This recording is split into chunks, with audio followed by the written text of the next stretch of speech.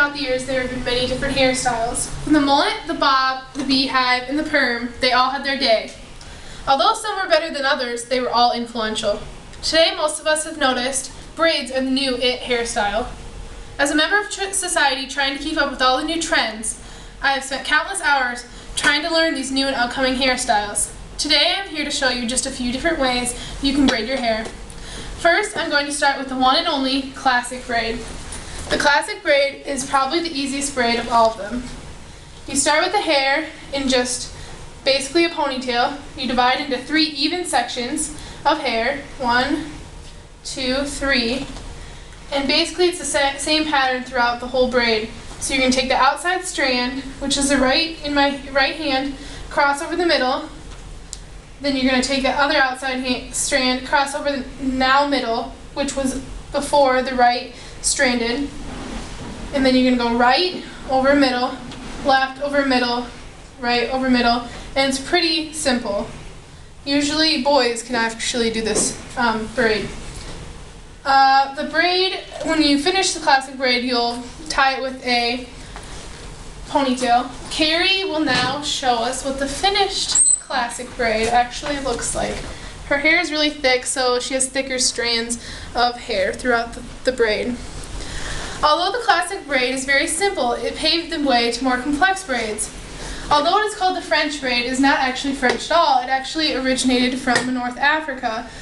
It is called the French braid because France is associated with high living, and so they thought it was a classy, more elegant braid, so that's how that got started.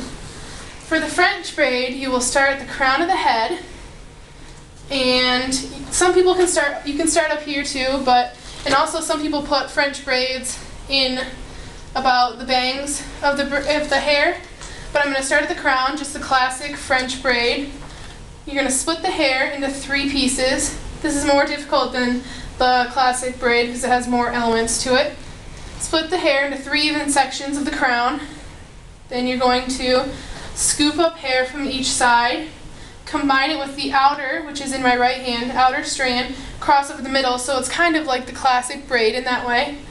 Also, then you're going to take the other side of hair, combine it with the outside braid, and again cross over the middle. You're going to keep going until you reach the end, and again I'm going to cross this over. It's just the same pattern throughout.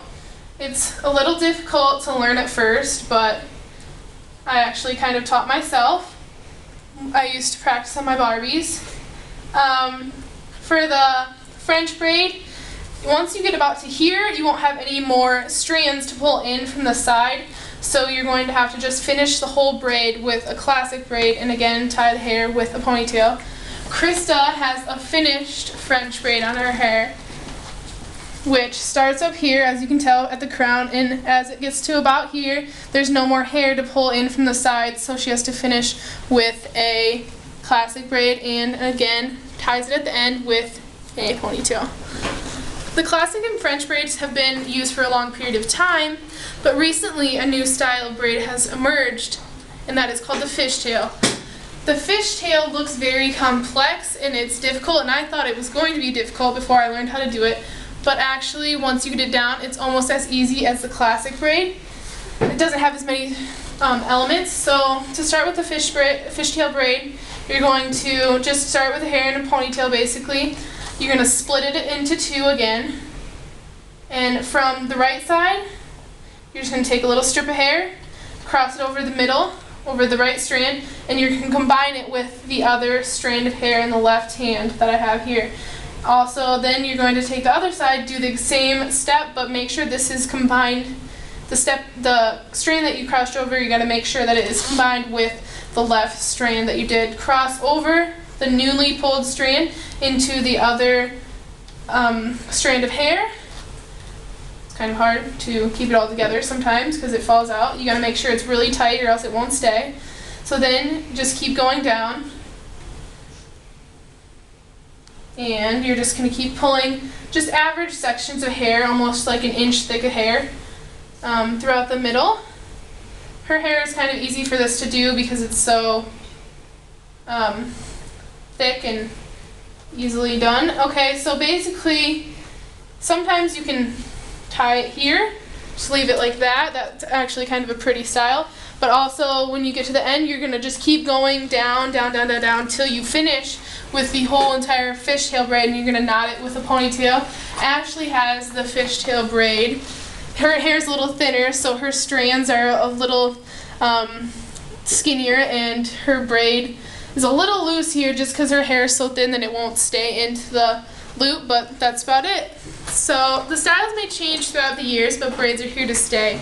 Today I gave you a little insight on the numerous braids that can be accomplished. Other complex braids include the mermaid braid, inside out braid, 5-strand braid, and many more. Although many braids are very challenging, with a little practice and repetition, you'll be a braiding master. Happy braiding!